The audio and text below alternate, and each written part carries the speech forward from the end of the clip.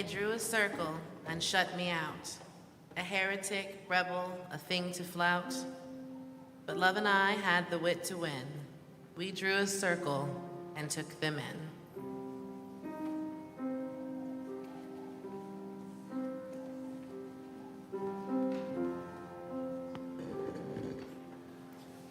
We light our chalice this evening with these words.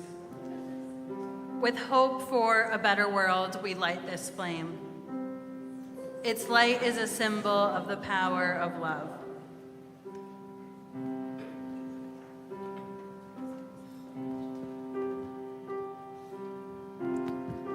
All of the music today we're going to sing seated, so I'll invite you to remain seated for our first hymn.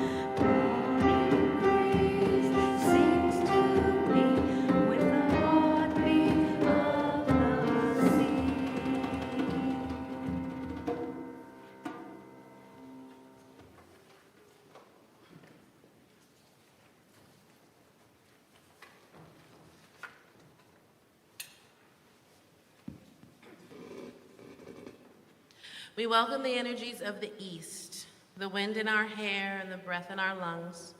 We pause to acknowledge the strengths and the struggles that form our mind and know that we are not alone. We welcome the energies of the South, the fire in our spirit and the sun on our skin. We pause to marvel at the power of creation and destruction that mold our world and know that we are not alone.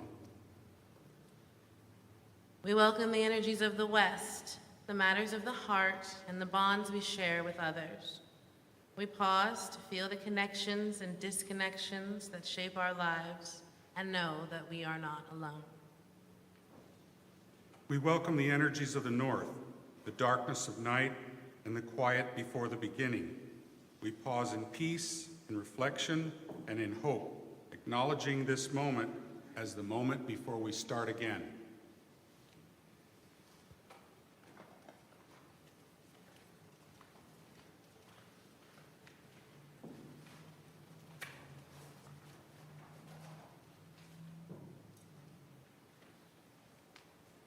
So I want to welcome you to the Unitarian Church of Baton Rouge. Online folks, we want to welcome you as well. For online folks, please go grab a candle and set your altar however you see fit. We just want to let you know a couple of things. First, this upcoming Sunday at both 9 o'clock and 11:30 is our annual pageant. It's impromptu, so it's open to everyone, and anyone who shows up has the potential to be in it. Then on Wednesday at 5 o'clock and 7:30 is our annual Christmas Eve service. And then on the Sunday the 28th, 9 o'clock and 11:30 will be our annual Kwanzaa service. The other piece is, last week we made a request of every member of this church that we have 20 sub-teams that the strategic planning team is putting together, and we would like for every member of this church to sign up to be on one of those sub-teams. So we have the forms out there, and there's also a QR code, and there was a special email that went out today. Please rank them 1, 2, and 3, because we're trying to figure out sort of where we can put everyone. So that is the request of members of this church. All right, let's sing again, right where you're seated.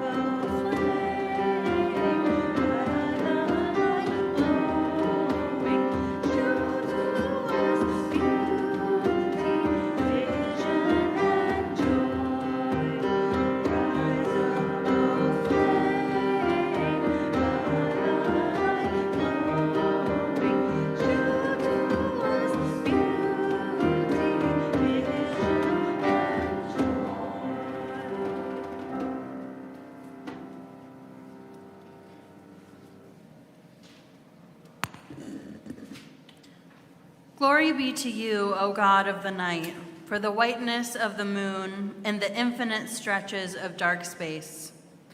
Let me be learning to love the night as I know and love the day.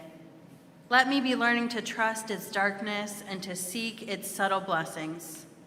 Let me be learning the night's way of seeing, that in all things I may trace the mystery of your presence. Our offerings in the month of December are shared with Youth Oasis, an organization that helps youth and young adults facing homelessness due to family separation. Their mission is to support youth and young adults recovering from the trauma of homelessness and family separation through housing, health care, and advocacy. The offering will now be joyfully given and received.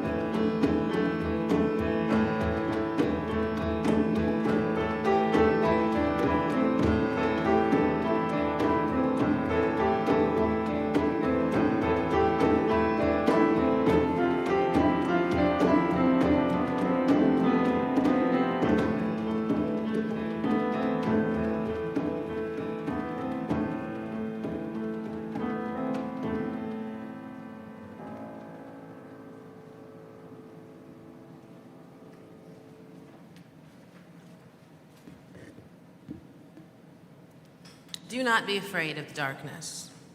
Dark is the rich, fertile earth that cradles the seed, nourishing growth. Dark is the soft night that cradles us at rest. Only in darkness can stars shine across the vastness of space. Only in darkness is the moon's dance so clear. There is mystery woven in the dark, quiet hours. There is magic in the darkness. Do not be afraid. We are born of this magic.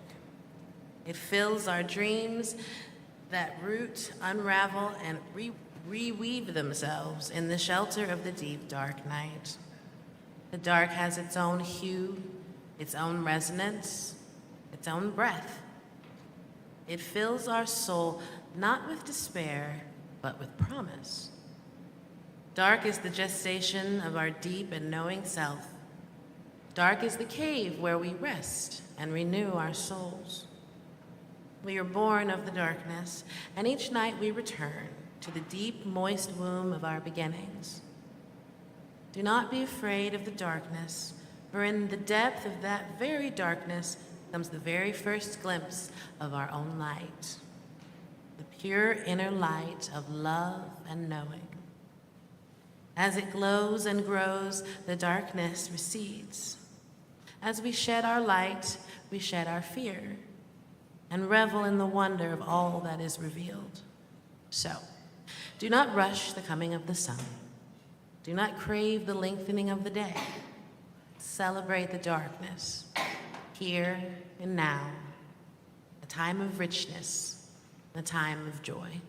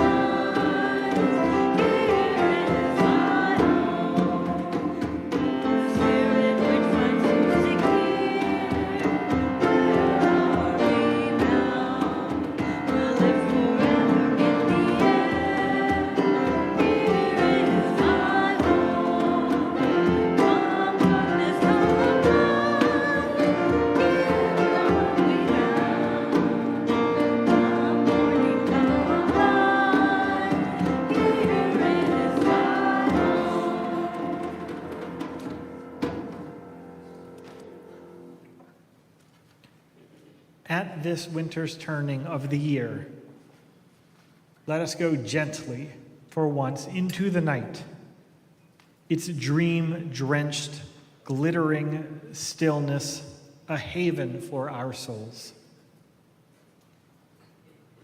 There is something beyond the dull brightness of midday fluorescent and buzzing, something to praise beyond the sun, triumphing over the intricacies of shadowed moonlight.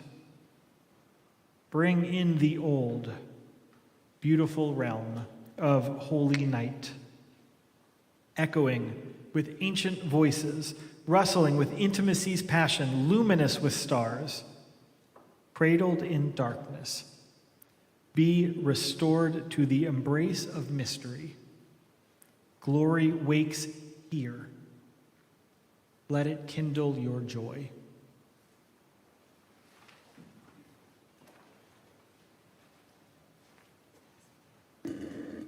I invite you to join me now in a time of prayer.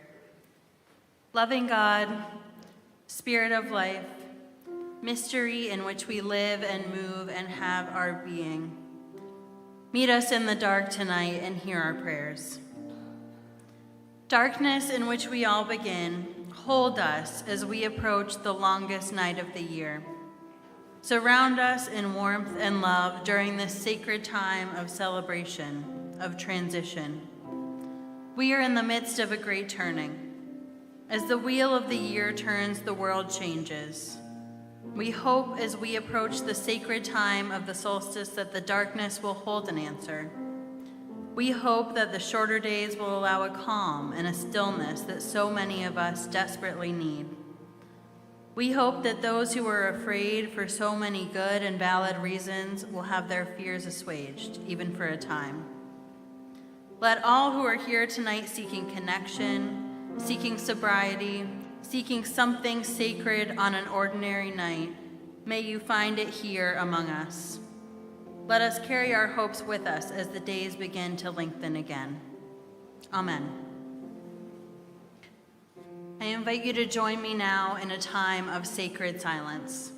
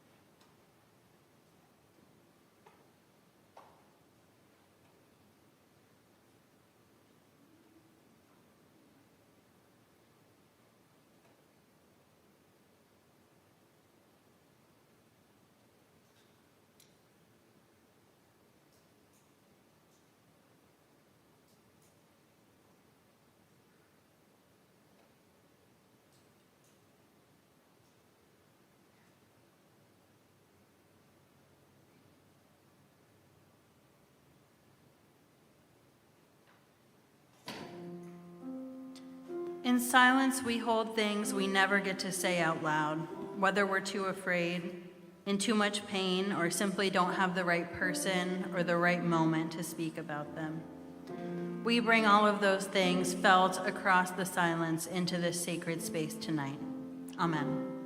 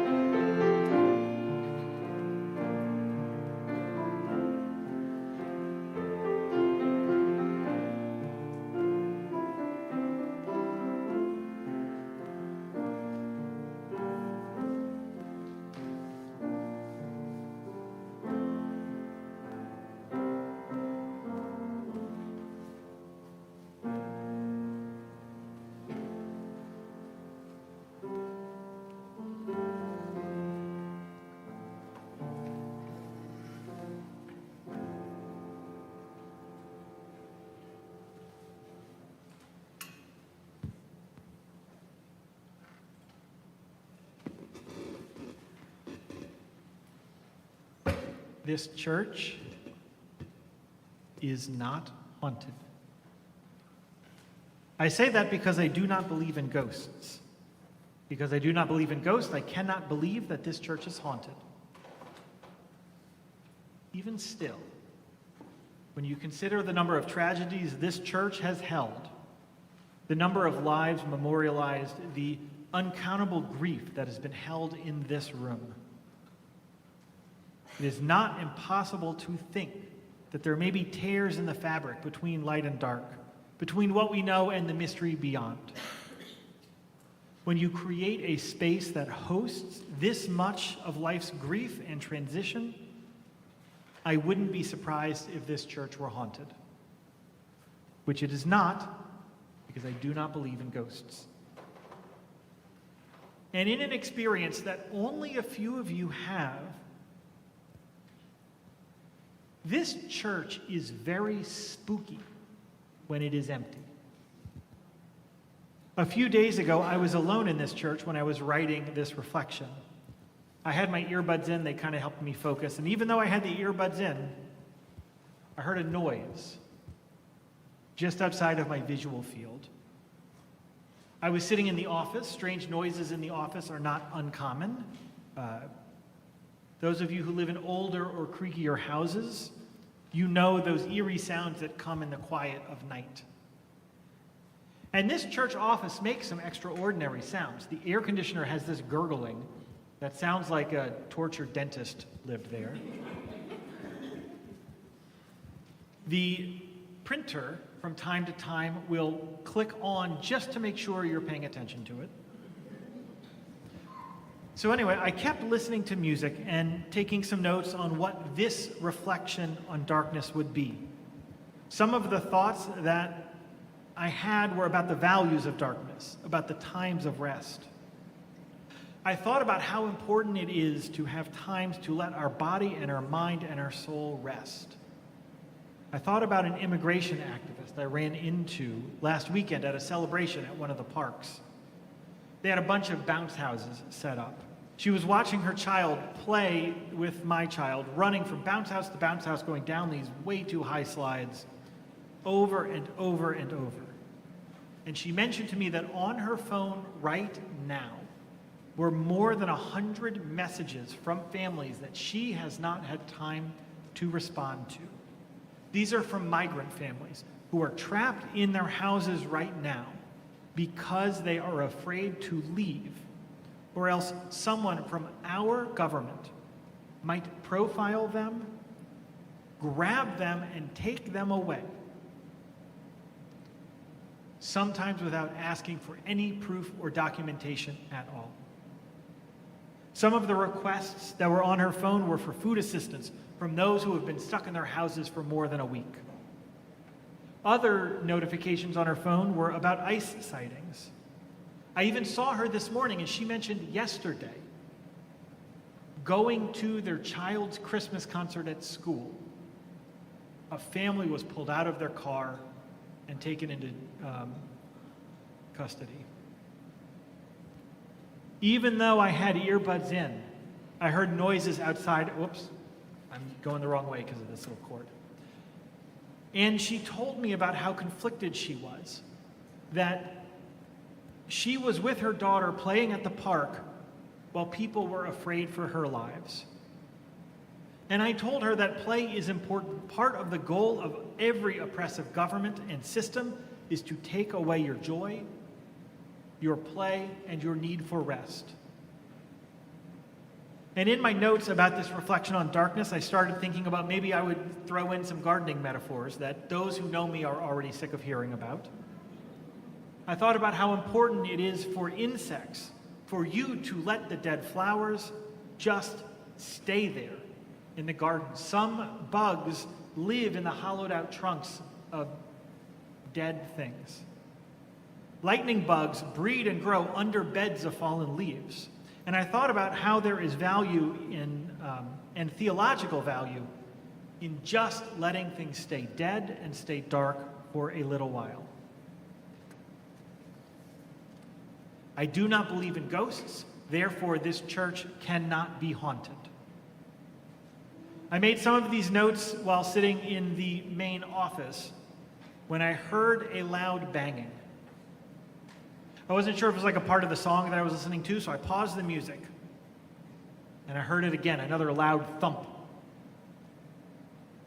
And then I heard something that sounded like something trying to hit glass, but it didn't break. I looked in the parking lot, and there were no cars, so I could confirm no one who had a vehicle was in the building. But the sound was coming from behind me, deep in my office. I do not believe in ghosts. And my office is where we hold the ashes of church members before or sometimes after a memorial service. The closet where we keep them has a mirror. Was the thumping coming from something hitting that mirror? I do not believe in ghosts. And then I heard scratching. It was an intense, panicked scratching. And then I heard a crash of something being knocked down.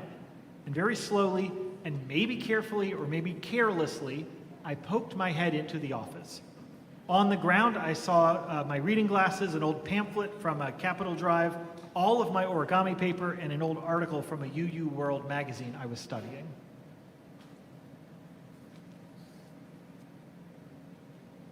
And just as I was evaluating this threat, a squirrel came darting out from under my desk and went as fast as this poor little guy could into the glass on the other side of the office. Startled, it backed up and it sprinted at the glass again and again. And I started to worry about this panicked squirrel and if it would hurt itself or maybe even die in my office. So I calmly snuck into the office. I also was not in the mood to be getting rabies right now. So I very carefully snuck into my office and I opened the door to the outside. The squirrel took 2 more headfirst dives into the glass and then ran towards the door, past the door, and into the main office of the church. And I don't know how much you've paid attention to the main office, but there is wood, and squirrels love running on wood. So the squirrel ran across most of the office and made it to the windowsill, where I then went and opened another window to let the squirrel out. The squirrel knocked down your noise machine, knocked down, we have a bowl of pins that have pronouns on them, scattered that all over the floor, and then went back into my office. I do not believe in ghosts. Eventually, he got outside. And I closed everything up, and I cleaned up the mess, and I got back to writing this reflection. And I wonder if that is the lesson of darkness this time of year. And I don't mean darkness in that weird racist way that so many in our culture, and especially Louisiana, have come to say it. I don't mean it as a synonym for everything that's bad. The simple reality is that in our life, there are always times where the sun is not out. To quote a member of the Preacher Pack, I need to dig to figure out which one said this. Sunlight is the exception. Darkness is what we should expect in the universe. Was that you? It was Coquette. All right. I'm quoting Coquette Sanders, a member of this church. There are times where, just like that squirrel, each of us has been trapped in a place you are not supposed to be, or at least you didn't think you would be there. So what do you do in that time? And what I worry about as your minister is that while you are trapped in that place that may feel foreign, my hope is that you will find a way out without hurting yourself or someone else. I wish that squirrel could have calmed down in my office instead of the panic that hurt him.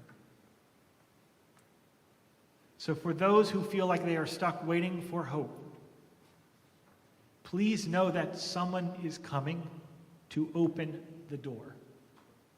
Someone is coming to open the window. The sun will rise again, and sometimes we have to wait. And for those who are caretakers of those who are stuck in that room, there was not a lot I could do for that squirrel. I could provide all of the opportunities for it to get out, and then I could wait. Waiting is hard for diligent fixers, like Unitarian Universalists. But I think it is a spiritual practice we are being called to cultivate right now. I'm not saying don't open the doors. I'm not saying don't provide all of the opportunities for things to get better. But we cannot control the sun. We can never control the rotation of the earth. We can never control when it is day, and we can never control when it is night. But we can control how we react to it. I do not believe in ghosts, therefore this church is not haunted. And maybe this church is not haunted because haunting, by definition, is when something is not at rest and not settled. And this church is in the business of giving people a place to rest, be that alive or in death. So my message tonight, as we get ready for the longest night, as many of you get ready for your longest night, is to first stay calm enough to know where you are and to reevaluate. Look for the help. Look for those who are opening doors and windows and caring for you, because I promise you they are there. And if you can't make it through this year, try to make it through this month. And if you can't make it through this month, try to make it through this week or tomorrow or just tonight. Please remember that you are held, that you are loved. The spiritual work of Solstice is creating and sharing our light at a time where light is hard to come by. And together, we bring more light and more heat, although we don't need that right now. More light and more heat when it feels like there is none or little in the world. Together, we get each other until the door is opened, until there is sunrise. Right where you're seated. We're going to sing this hymn through a lot. Then we will actually, I'll describe it now, and then we'll sing. So we are going to sing this through until it feels done. And then you are all invited to come up, to take a candle, pick any of the 6 lights you so choose, one of the 4 directions, except for the east, which went out. That's not theological. I think it's the air conditioner. You can pick the chalice, the symbol of this faith. You can pick the light from someone else's candle, or you can pick the light that we use to start all of this lighting. Then, this is not theological. It's just I don't want anyone to be hurt. Please place your candles as close to the middle as you can, and then slowly work your way out so there is enough space for everyone. When you see us get up, that's the invitation to come up and light the candles.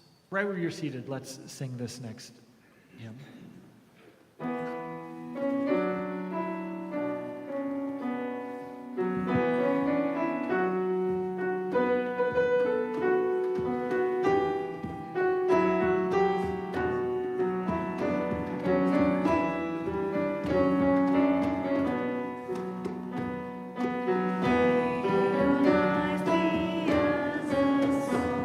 Resounding with the dawn, to sing where the night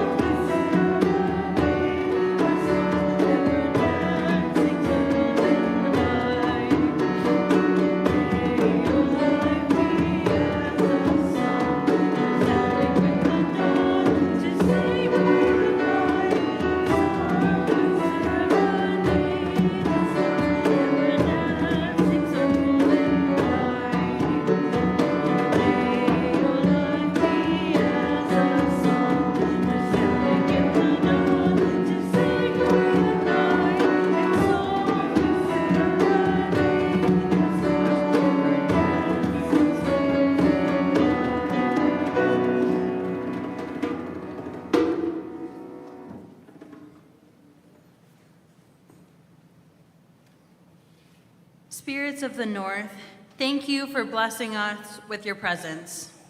Go if you must, stay if you will. Hail and farewell.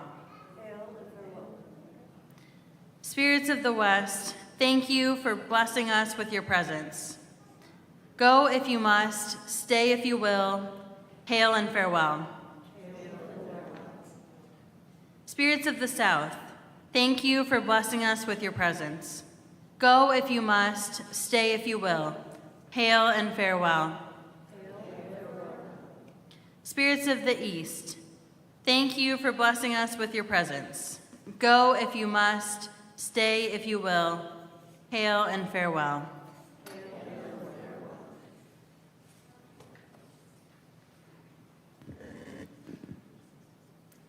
As you go out this week, just know that you bring the light, and the world is better because you are here.